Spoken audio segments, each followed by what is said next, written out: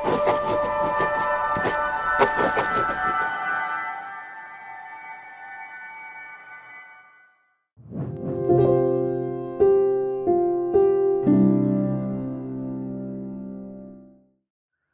ጤና ይስጥልኝ የተስፋ ቴሌቪዥን ተከታታዮች፣ ይህ ከመጽሐፍ ገጾች የተሰኘው ፕሮግራማችን ነው።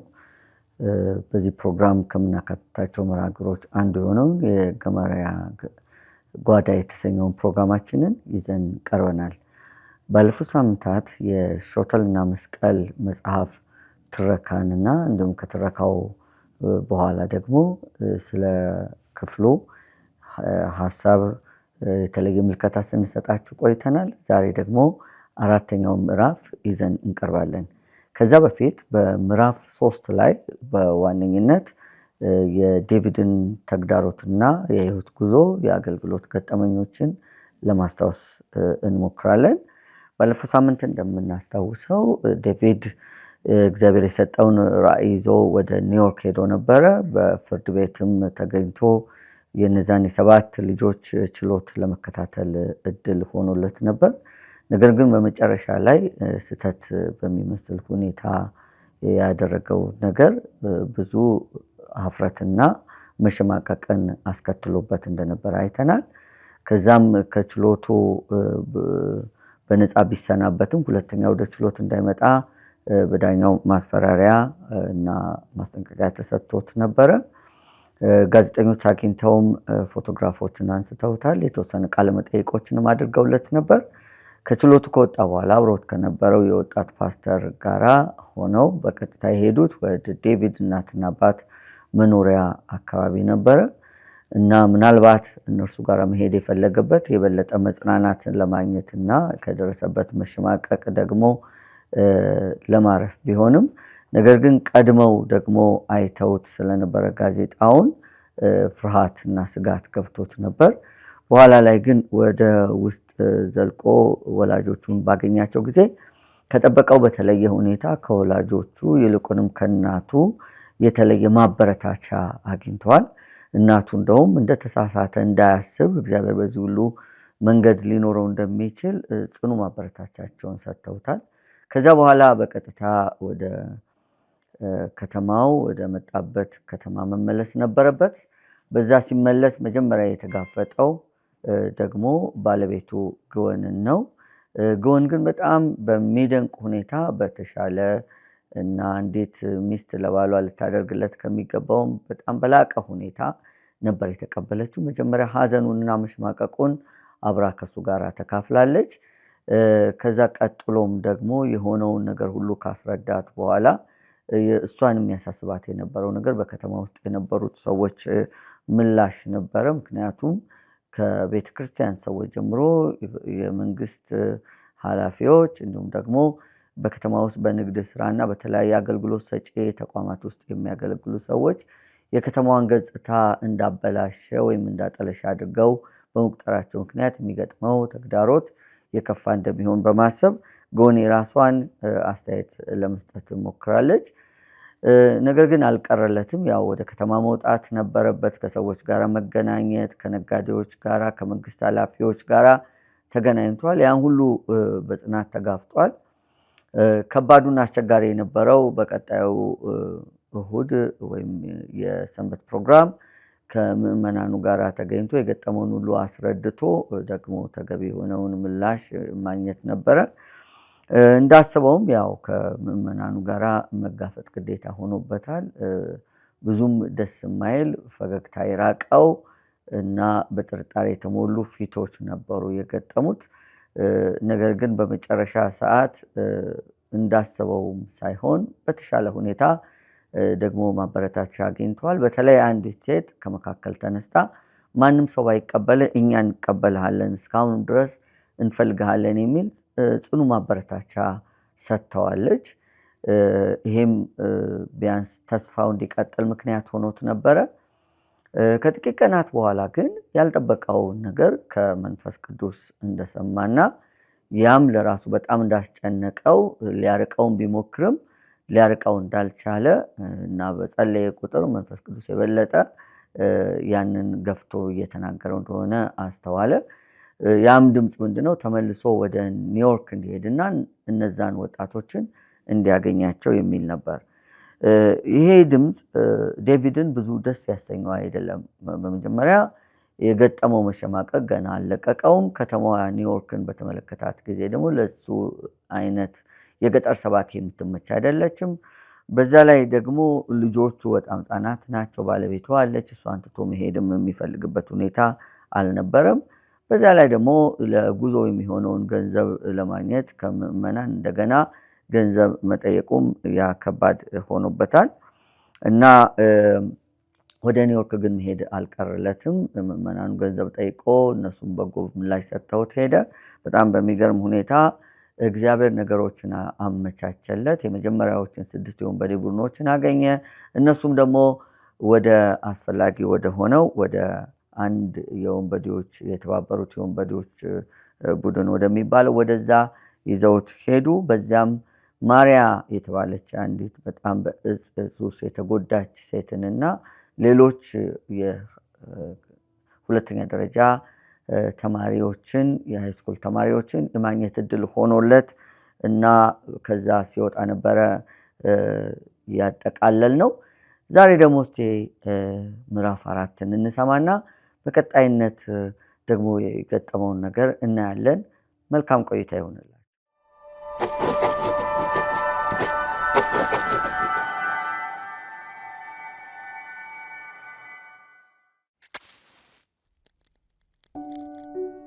ሾተልና መስቀል በዴቪድ ዊልከርሰን ምዕራፍ 4። በብሮድዌይ ተከትራ ወደ ቀረችው መኪና ተመልሼ ስመጣ ማይልስ እኔን በማየቱ ደስ የተሰኘ ይመስል ነበር። የራስህን የግድያ ችሎት ስትከታተል የቆየ መስሎኝ ዘግቼ ነበር አለኝ። ኒውዮርክን በረገጥኩበት በአንድ ሰዓት ጊዜ ውስጥ ስላገኟቸው 2 የወንበዴ ቡድኖች ስነግረው እርሱም እንደኔው በማለፊያ ሐሳብ ተሞላ። ከችሎቱ ባትባረርና ፎቶ በጋዜጦች ላይ ባይወጣ ኖሮ ከነዚህ ልጆች ጋር አትገናኝም ነበር አለኝ። ወደ ማዕከላዊ ከተማ አመራንና ወደ ወረዳው ጠበቃ ቢሮ በአካል ደረስን። ይህንን የሚያደርግነው በስህተት ሳይሆን ዳሩ ግን በእስር ቤት ውስጥ ያሉትን 7 ልጆች የምናገኘው በዚሁ መንገድ ብቻ በመሆኑ ነበር።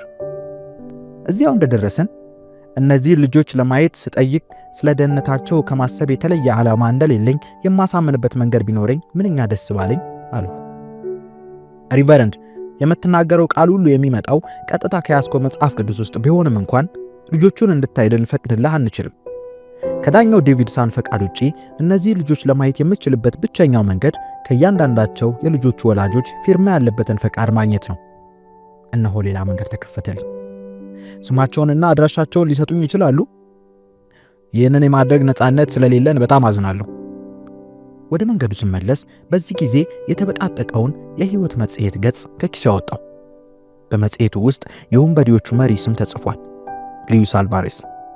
ማይልስ ከመኪናዋ ውስጥ ሳለ ወደ ጣፋጭ ምግቦች መሸጫ መደብር ጎራ አልሁና የ$5 ኖታችንን ወደ 10 ሳንቲሞች መነዘርኋቸው። ይህች የመጨረሻዋ ገንዘባችን ነበረች። ከዚያም የስልክ መዝገብ አንስቼ አልቫሬዝ የተባሉ ስሞች ወዳሉበት ስልክ ሁሉ መደወል ያዙ። በማንሃታን ብቻ ከ200 በላይ አልቫሬዞች ነበሩ። ይህ በማይክል ፋርመር ጉዳይ የሚመረመረው የሉዊስ አልቫሬዝ ቤት ነው ስል ጠየቅኩ። በዚህም ጊዜ እየማት ያስከተለው ዝምታ፣ የቁጣ ቃላት፣ በጆሮዬ ላይ የስልኩ መጠርቀም አጋጠመኝ። ከዘረዘርኋቸው ባለ 10 ሳንቲሞች እስከዚህ ጊዜ ድረስ 40 ያህሎቹን የተጠቀምኩ ሲሆን በዚህ መንገድ ልጆቹ እንደማላገኝ ግልጽ ነበር። መጥቼ በመኪናይቱ ውስጥ ወደ ነበረው ማይልስ አመራው። ከዚህ በኋላ ምን እንደምናደርግ ብልጭ ያለልኝ ሐሳብ አልነበረኝም። ሰማይ ጠቀሶቹ የዝቅተኛይቱ ማንሃታን ፎቆች በላያችን ላይ በሚያንዣብቡበት በዚህ የመኪናችን ማቆሚያ ሆኜ አንገቴን ዝቅ አደረግኩ ለጸሎት። ጌታ ሆይ፣ እዚህ ያለነው በአንተ መንገድ ላይ ከሆነ ልትመራን ይገባል። የደካማ ሐሳባችንን መንገድ ሩጠን ጨርሰናል። ከዚህ በኋላ የት እንደምንሄድ ስለማናውቅ አንተው ምራን። ከዚህ በኋላ መኪናችን ፊቱን አዙሮ በቆመበት አቅጣጫ እንጓዝ ጀመር። ይህም በኋላ እንደተረዳነው የሰሜኑ አቅጣጫ ነበር። በታይምስ ስኩዌር የትራፊኩ መጨናነቅ አላላውስ አለ። መጨረሻም ከጭንቅንቁ እንደምንም ብለን ስንወጣ በሴንትራል የመኪና ማቆሚያ ውስጥ ገብተን ጠፋን። በዚያ የሚገኙ መንገዶች ዞሮ እንደሚገጥሙ ሳናውቅ ዙሪያውን ይዘን ሽምጥ እንጋልበዋለን። ከዚያም ከመኪኖቹ ማቆሚያ ብቻ ለመውጣት ስንል አንዱን መውጫ ተከትለን ነጎድን። በዚህን ጊዜ ወደ ስፓኒሽ ያርም ማዕከላዊ ስፍራ በሚመራው ማዕከላዊ መንገድ ላይ ራሳችንን አገኘን። ወዲያውም ያ የተለመደው ከፍተኛ ግፊት ከመኪናዬ እንድወርድ ተጫነኝ። እስኪ ማቆሚያ ስፍራ እንፈልግ አልኩት ለማይልስ። መጀመሪያ ባገኘነው ባዶ ስፍራ ላይ መኪናውን አቆሜ ወረድኩና መንገዱን ይዤ ወደ ላይ ጥቂት አዘገምኩ። ከዚያም ግራ ገብቶኝ ቆም አልኩ። በዚህ ጊዜ ውስጣዊ ግፊቱ ተለይቶኝ ነበር። ከጉብታው ላይ ጥቂት ወጣቶች ተቀምጠዋል። ሉዊስ አልቫሬዝ የሚኖረው የት ነው? ስለ አንዱን ጠየቁት። ልጆቹ ችፍግ ባለ ፊት ተመለከቱኝ እንጂ ምላሽ አልሰጡኝም። አሁንም በዘፈቀደ ወደፊት ተራመሩ። አንድ ጥቁር ልጅ ከኋላ እየሮጠ መጣ። ሉዊስ አልቫሬዝን ነው የምትፈልገው? አዎ። እንግዳ በሆነ አስተያየት ተመለከተኝና ሽባ ስለሆነው ልጅ የታሰረው? አዎ። ታውቀዋለህ? አሁንም ልጁ ቀና ብሎ ተመለከተኝና ያ የአንተ መኪና ነው ሲል ጠየቀኝ። ጥያቄዎቹ እየሰለቹኝ መጡ። መኪናው የኔ ነው፣ ለምን ጠየቅ አልሁት። ልጁ ትከሻውን ሰበቀና ሰውየው መኪናን ያቆመው ከቤቱ ደጃፍ ላይ ነው አለኝ። በሰውነቴ ላይ በዱላ የመመታት ያህል ስሜት አደረብኝ። መኪናዬን ባቆሙበት ስፍራ ወዳለው አሮጌ ቤት እያመለከቱ እዚያ ነው የሚኖረው ስል በሹክሹክታ ጠየቁት። ራሱን በመነቅነቅ አረጋገጠልኝ። አንዳንዴ ጸሎቶች ሳይመለሱ ሲቀሩ እግዚአብሔርን ተጠራጥሬ ነበር። ይሁንና ምላሽ የሚያገኙትንም ጸሎቶች ማመኑ ከባድ ነበር። እግዚአብሔር እንዲመራን ጠይቀን ስለነበር እርሱም በሉዊስ አልቫሬዝ ቤት ደጃፍ አደረሰን። አመሰግናለሁ ጌታ ሆይ አልኩ ድምፄን ከፍ አድርጌ። ምን አልክ አለኝ ልጁ። አመሰግናለሁ። በሶስተኛው ፎቅ በሚገኘው እንክብካቤ በተለየው ክፍል የመልእክት ሳጥን ላይ አልቫሬዝ የሚል ስም ተቀምጧል። ደረጃዎቹን ወጣው። የሶስተኛው ፎቅ አዳራሽ ጨለማ የነገሰበት ሲሆን የሽንትና የአቧራ ሽታ የአፍንጫን ሰላም የሚነሳበት ነበር። የቆርቆሮ ግድግዳዎቹ ጥቁር ቡናማ ቀለም ሲኖራቸው የካሬ ቅርጽ ያላቸው መስመሮች ታትመውባቸዋል። በትልልቅ ፊደሎች ስሙ የተጻፈበትን በር በማግኘቴ ሚስተር አልቫሬዝ ስል ተጣራሁ። አንድ ሰው ከወደ ውስጥ በስፓኒሽ ቋንቋ ሲናገር ሰማሁና ግባ የሚል ግብዣ ይሆናል በሚል እምነት በሩን ጥቂት ከፈት አድርጌ ወደ ውስጥ ተመለከቱ። አንድ ጥቁርና ከሲታ ሰውዬ የጸሎት መድገሚያውን ይዞ ተቀምጧል። እኔን ሲያየኝ ከጸሎት መድገሚያው አይኑን ነቀለና ፊቱን ፈካ አደረገ። እጅግ ዝግ ባለ አነጋገር አንተ ፖሊሶች ያባረሩ ሰባኪው ዴቭ አይደለህም አለኝ። ልክ ነው አልሁና ወደ ውስጥ ዘለቁ። ሚስተር አልቫሬዝ ብድግ ብለው ቆሙ። አንተ እንድትመጣ ጸልይ ነበር፣ ልጄን ትረዳዋለህ። ልረዳው እፈልግ ነበር ሚስተር አልቫሬዝ፣ ዳሩ ግን ሉዊስን ገብቼ እንዳየው አይፈቅዱልኝም። ልጆቹን ለማየት ከእርሶና ከሌሎችም ወላጆች የጽሑፍ ፈቃድ ማግኘት የግድ ያስፈልገኛል። እኔ እሰጥሃለሁ አሉና ከምግብ ማብሰያው ክፍል መሳቢያ ውስጥ እርሳስና ወረቀት አወጡ። ከዚያም ሉዊስ አልቫሬዝን እንዳይ ፈቃዳቸው እንደሆነ ቀስ ብለው ከወረቀቱ ላይ አሰፈሩ። ወረቀቱንም አጣጥፎ ሰጡኝ። የሌሎቹ ልጆች ወላጆች ስምና አድራሻ ያውቃሉ? አላውቅም አሉና ራሳቸውን ትንሽ ዘንበል አደረጉ። የሉዊስ አባት ችግሩ ይኸው ነው። ልጄን በቅርብ አልተከታተልኩትም ነበር። እግዚአብሔር ራሱ አንተን እዚህ አምጥቷል። እርሱ ራሱ ወደ ሌሎች ወላጆችም ይመራሃል። በሐረር መንገድ ላይ በዘፈቀደ መኪናችንን ካቆምን ብዙም ሳይቆይ የመጀመሪያውን የጽሑፍ ፈቃድ አገኘው። ከዚያም እግዚአብሔር ለሉዊስ አባት ጸሎት ምላሽ ለመስጠት ሲል መኪኔን ወደዚህ ስፍራ መርቷት እንደሆነ በማሰብ እየተደነኩ ከሚስተር አልቫሬዝ ቤት ወጣው። ሆኖም አእምሮዬ ስለ ጉዳዩ ሌላ ማብራሪያ ፈለገ። ስለሆነም ምናልባትም አድራሻውን በአንድ ጋዜጣ ላይ አንብቤ ከዘነጋሁት በኋላ አእምሮዬ መርቶ አምጥቶኝ ይሆናል ስላሰብኩ። ይሁንና ገና በዚህ ጉዳይ ላይ እያብሰለሰልኩ ወደ ጽልመታው ደረጃ ሳመራ በአእምሮ ትውስታ ሊብራራ የሚችል ሌላ ክስተት ተፈጸመ። የደረጃውን ማዕዘን ይዤ ስወርድ ሳለው ወደ ላይ በደረጃው ላይ ከሚሮጥ ልጅ ጋር ከመጋጨት ለጥቂት ተረፍኩ። ልጁ ወደ 17 ዓመታት ይገመታል። ይቅርታ አድርግልኝ አልኩት ሳልቆም። ልጁ ቆም ብሎ ከተመለከተኝና ከሆነ ቃል ካኩተመተመ በኋላ ሩጫውን ቀጠለ። ይሁንና ከጣሪያው ጋር የተያያዘውን መብራት እንዳለፉ ቆም ብሎ በድጋሚ ይመለከተኝ ጀመር። ሰባኪው ወደ እርሱ ፊቴን አዞርኩ። ልጁ በደንብ ሊያየኝ ፈልጎ ከጨለማ ውስጥ ቆመ። ከሉዊስ ችሎት የተባረርከው አንተ አይደለህም? ዴቪድ ዊልከርሰን እባላለሁ። አዎን። ልጁ እጁን አወናጨፈ። እኔ አንጀሎ ሞራርስ እባላለሁ ሬቨረንድ፣ የሉዊስ የወንበዴዎች ቡድን አባል ነኝ እና አልቫሬዝን ለማነጋገር መጥተህ ነው አለኝ። አዎን ሊዩስን ለማየት የእነርሱ ፈቃድ እንዳስፈለገኝ ለአንጀሎ ነገርኩት። በመሆኑም የእግዚአብሔርን እጅ በመካከላችን ተመለከቱ። አንጀሎ ከእያንዳንዱ ልጅ ወላጆች ፈቃድ ማግኘት አለብኝ። ሚስተር አልባሬዝ ሌሎቹ ልጆች የት እንደሚኖሩ አያውቁም። አንተ ታውቃለህ አይደል? አንጀሎ የስፓኒሽ ሃርምልን አካባቢ ከኛው ጋር በማዳረስ በማይክል ፋርመር ችሎት ላይ የሚቀርቡትን ሌሎች 6 ልጆች ቤት አሳየን። በመንገድ ላይ አንጀሎ ስለ ራሱም ጥቂት አወጋን። የጥርስ ህመም ባያስቸግረው ኖሮ ማይክልን በጨቀጨቁበት ምሽት ከልጆቹ ጋር አብሮ ይገኝ እንደነበር ገለጻለን። በተጨማሪም ወደ ስፍራው የሄዱት ምንም ነገር ለማድረግ አስቦ ሳይሆን ሁከት ለመፍጠር እንደነበር አስረዳን። ፋርመርን ባያገኙት ኖሮ እርስ በርሳቸው ይጨፋጨፉ ነበር ሲልም ገለጻለን አንጀሎ። ከአንጀሎ ብዙ ትምህርት በማግኘታችን የተጠራጠርናቸውን ነገሮች ለማረጋገጥ ቻለን። በዚህ ቡድን ውስጥ የሚገኙ ልጆች ሁሉ የተደበቱ፣ ብቸኝነት የተጫናቸውና አንዳንድ ጊዜ ከፍተኛ ብስጭት የሚያጠቃቸው ናቸው። ደስታን አጥብቆ የሚፈልጉ በመሆናቸው ሊያገኙት ከሚችሉት ስፍራ ሁሉ ይወስዱት ነበር። ጉደኝነትን በመሻታቸው ሊያገኙት ከሚችሉት ምንጭ ሁሉ ይቀዳሉ። አንጀሎ ነገሮችን ግልጽ የሚያደርግበት አስደናቂ መንገድ ነበር። አንጀሎ ንቁና መስህባም ልጅ ሲሆን እኛን ለመርዳት ይተጋ ነበር።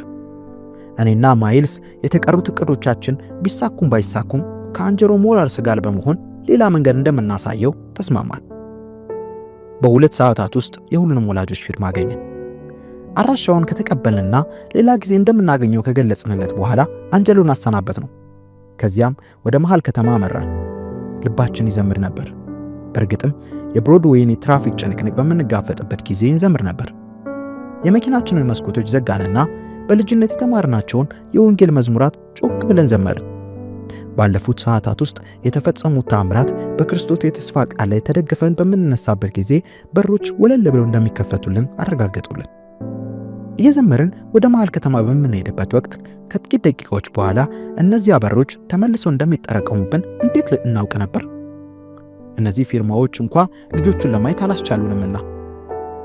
የወረደው ጠበቃ ወዲያውኑ ተመልሰን በመምጣታችን ከተገረመ በኋላ የተፈለገውን ፊርማ ስናሳየው የማይቻለውን ጉዳይ እንደሚያስተናግድ ሰው ገረመመን። ወደ ወህኒ ቤት ስልክ ደወለና ልጆቹ ሊያነጋግሩን ከፈቀዱ መግባት እንደሚገባን ገለጸ። እዚያ ወህኒ ቤት ነበር እንግዳና ፍጹም ያልተጠበቀ እንቅፋት የጠበቀን። በልጆቹ ወይም በከተማይቱ ባለስልጣናት ሳይሆን በወህኒ ቤቱ መንፈሳዊ አገልጋይ። ልጆቹን የሚያስተምረው የወህኒ ቤቱ አገልጋይ ሌላ ሰው ማስተዋወቁ መንፈሳዊ ደህንነታቸውን እንደሚያወክ አሰበ። እያንዳንዳቸው ልጆች ከሪቨረንድ ዴቪድ ዊልከርሰን ጋር እንነጋገራለን ብለው ፈርሞ ነበር። አገልጋዩ ግን አናነጋግርም ብሎ አስተካከለው። ውሳኔውንም የሚሽር ልመና ማቅረብ አልተቻለም ነበር። እናም እጅግ ግራ ተጋብተን ወደ ጆርጅ ዋሽንግተን ድልድይ ተመለስን። መንገዱ ዳግም በጠንካራ ግድግዳ ላይ ሊያበቃ ለምን ነበር እንዲህ የሚያስደንግጥ ማበረታቻ ያገኘ ነው? በዚያ ምሽት ወደ ፔንሲልቬኒያ በመመለስ ላይ ሳለን ነበር ዙሪያችንን በከበበው ጽልመት ውስጥ የተስፋ ጭረት ድንገት ብልጭ አለልኝ። አሃ ስል ድምፄን ከፍ አድርጌ አሰማውና ማይልስን ከሽልብታው አነቀውት። ምን ሲል ጠየቀኝ። ይህንኑ ነው የማደርገው፣ የሁኔታው መስተካከል ያስደስተኛል አለና አይኖቹን ከድኖ ወደ እንቅልፉ ተመለሰ። የተስፋው ጨረር የገለጸው በሰው አምሳል ነበር፣ በአባቴ አባት አያቴ። ተስፋውም በፊቱ ግራ መጋባቴ አኖር ዘንድ ወደዚያው ማምራቴ ነበር።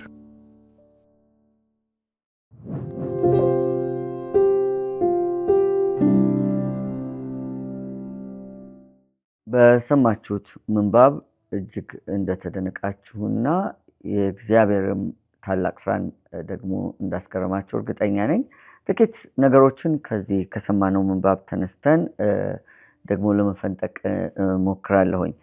በዚህ በምዕራፍ 4 ላይ እንዳደመጥነው ከሆነ ዴቪድ ከልጆቹ ጋር መልካም ቆይታ አድርጎ አብሮት ካለው ከማይልስ ጋር ነው በመጀመሪያ ሲያወራ የምናገኘው።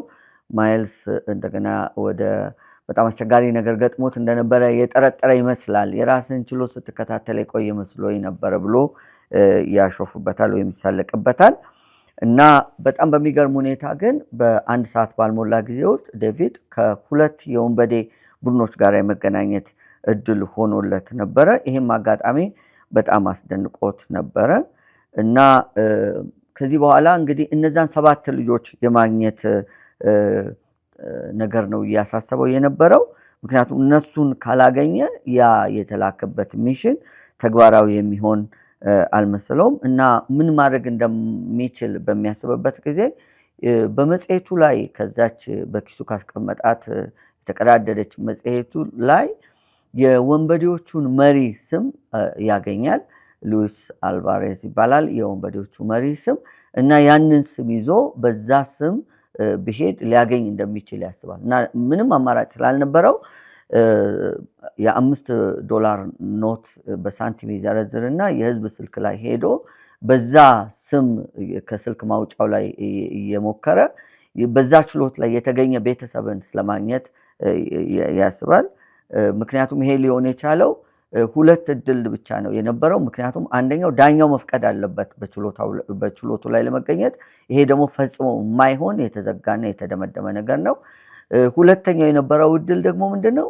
ይሄንን የወንበዴዎቹን ቡድን ለማግኘት የወንበዴዎቹ ቤተሰብ መፍቀድ ነበረበት። ስለዚህ ቢያንስ የሉዊስ አልቫሬዝን ቤተሰብ ካገኘ በቀጥታ ያንን ስራ ለመስራት ቀላል ይሆንለታል። ስለዚህ ነው በዛ መልክ ለማግኘት የሞከረው። ግን ነገሩ በጣም አድካሚ ሆነበት። ከስልኩ የወዳኛው ጫፍ የሚሰማው ምላሾች ሁሉ ተስፋ የሚያስቆርጡ ሆነበት።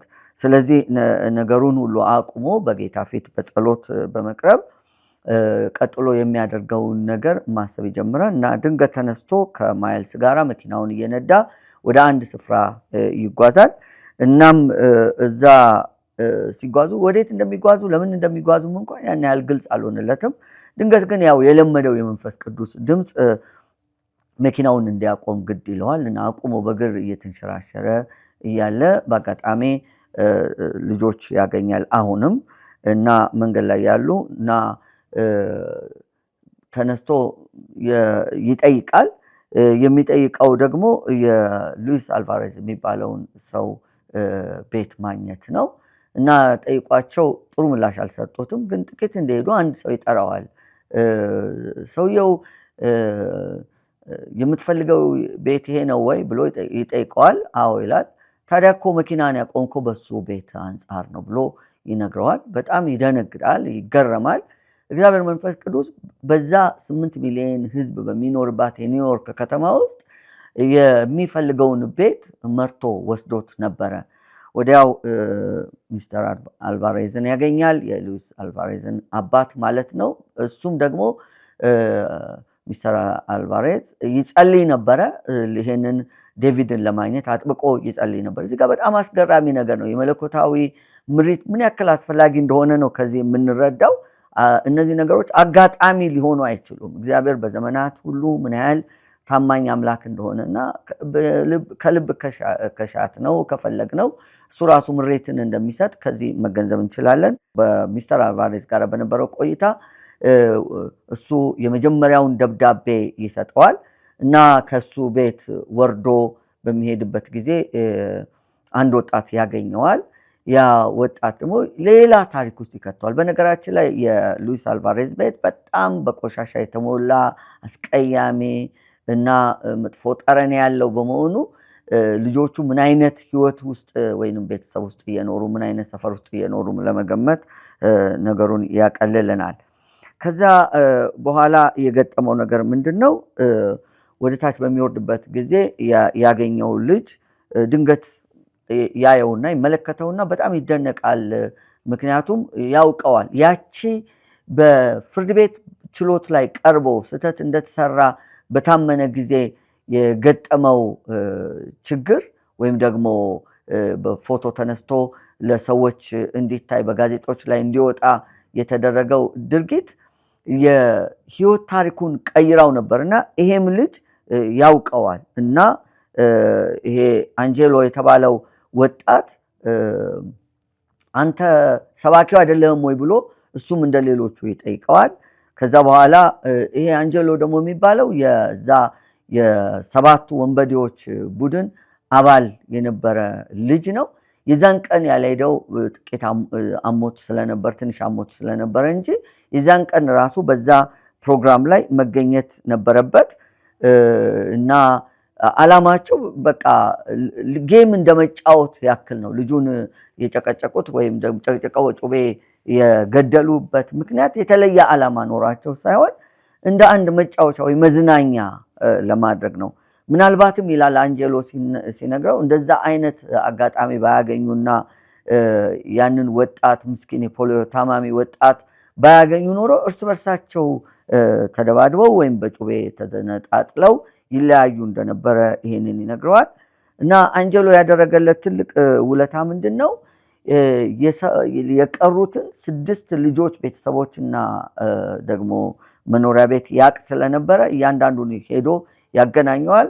6ቱም ቤተሰቦች ከሚስተር አልቫሬዝ በተጨማሪ ደብዳቤ ጽፈው ይሰጡታል። እና ያንን ደብዳቤ ይዞ ወደ ወረዳው አቃቤ ሕግ ይሄዳል እና በጣም ይደነቃል በአጭር ጊዜ ውስጥ ይሄንን ነገር በማግኘቱ ምክንያት። እና አሁን የቀረው ነገር ምንድነው? ወህኒ ቤት ሄዶ ልጆቹ ዴቪድን ለማግኘት ፈቃደኛ መሆናቸውን ደግሞ ማረጋገጥ ነበረ። ያንንም ደግሞ ለማድረግ በጣም ቀላል መስሎት ስለነበር በጣም በደስታ ነበር ወደ ወህኒ ቤቱ ወደ ማረሚያ ቤቱ የሄዱት። ነገር ግን የወህኒ ቤቱ ምላሽ ያን ያክል ደስ የሚያሰኝ ሆኖ አልተገኘም። በጣም በሚደንቅ ሁኔታ የወህኒ ቤት እንደዚህ በአሜሪካን ሀገርና በሰለጠኑ ሀገሮች ከድሮ ጀምሮ አንድ ልማድ አለ። የመንፈሳዊ አማካሪዎች አሉ። ለእስረኞች ሁሉ የሚቀመጡ መንፈሳዊ አገልግሎት የሚሰጡ አማካሪዎች አሏቸው፣ ወይም ፓስተሮች ይመደቡላቸዋል። በወህኒ ቤቶች ሁሉ ይሄ የተለመደ ነው። በእኛ ሀገር የተለመደ ስላልሆነ ምናልባት ግራ እንዳያጋባ ነው። እና የወህኒ ቤት ውስጥ ያለ የመንፈሳዊ አገልግሎት ደግሞ ዋና ኃላፊ ፈቃደኛ አልሆነም። ልጆቹ መንፈሳዊ ሕይወታቸውን ይጎዳብኛል ብሎ ያሰበ ነው የሚመስለው። ግን ልጆቹ ፈቃደኛ ቢሆኑም እሱ ግን ደብዳቤውን ቀይሮ ፈቃደኛ አይደሉም በሚል ይለውጠዋል። እና የተከፈተለት ያ ሰፊ መሰለው በር መልሶ ድንገት ይዘጋበታል። እና ዴቪድ በጣም ግራ ያጋባዋል። ያ ሁሉ ጥሩ ነገር፣ ያ ሁሉ መልካም ነገር፣ ያ ሁሉ ተስፋ ድንገት እንደ ጉም በኖ ይሄዳል። እና በዚህ ጊዜ በጣም ግራ ይጋባል እና ምን ማድረግ እንደሚችልም አያውቅም። ተስፋ በመቁረጥና በሐዘን ውስጥ ሆኖ ሳለ ድንገት አንድ ነገር ይፈነጥቀለታል። ያም የፈነጠቀለት ነገር ምንድነው? አያቱን ሄዶ ማግኘት ነው። አባቱን አግኝቷል፣ እናቱን አግኝቷል ከዚህ በፊት። የአባቱ አባት አያቱን ማግኘት ነበር የፈለገው እና ወደዛ ለመሄድ ልቡ ተነሳሽነት በጣም ይጨምራል። ምክንያቱም ከአያቱ የሚያገኘው ምክር ምናልባት ተስፋውን የሚቀጥል አንዳች የተሻለ ነገርንም ለማግኘት እንደሚያስችለው በማመኑ ምክንያት ነው። እንግዲህ ከዚህ ትረካ ወይ መጽሐፍ ሐሳብ ለመረዳት እንደምንችለው እግዚአብሔር ምሪትን ይሰጣል። እነዚህ ምሪቶቹ ደግሞ ወደ ተገቢ ቦታ ያደርሳሉ። ነገር ግን ደግሞ ሁሉ አልጋ ባልጋ ይሆናል ማለት አይደለም። አንዳንድ ጊዜ በጣም ጨለማ፣ ተስፋ የሚያስቆርጥ፣ ግራ የሚያጋባ ነገር ሊገጥመን ይችላል እና የዴቪድ ሕይወት የሚያሳየን ነገር ይሄ ነው። በእያንዳንዱ አጋጣሚ በጣም የሚያስደንቅ ነገር ይገጥመዋል። መልሶ ደግሞ ጨለማ ይሞላዋል። መልሶ ደግሞ ብርሃን ይመጣል። በውጣ ውረድ ውስጥ እያለፈ ነው። የዴቪድ መሰጠት በመሰረቱ በጣም አስገራሚና አስደናቂ ነው። እግዚአብሔር ለጠራቸው ሰዎች በተለይ ትልቅ ምሳሌ የሚሆን ነው። በእውነት የዴቪድን ሕይወት ጥሪውንና የተሰማራበትን የአገልግሎት መስክ ስናስብ በጣም እኛ ራሳችን እንድንናፍቅ የሚያደርግ ነው። እንደው ተሳክቶለት ዴቪድ እነዚህን 7 ልጆች በአካል ያገኛቸውና እግዚአብሔር የጠራውን ጥሪውን ዓላማውን ይፈጽም ይሆን? በቀጣዩ የንባብ ክፍሎቻችን እንዲሁም ፍንጠቃዎቻችን ይህንን እንከታተላለን። አብራችሁ ስለነበራችሁ እጅግ አድርገን እናመሰግናለን። ሳምንት በተመሳሳይ ፕሮግራም እስክንገናኝ ድረስ ቸር ሰንብቱ።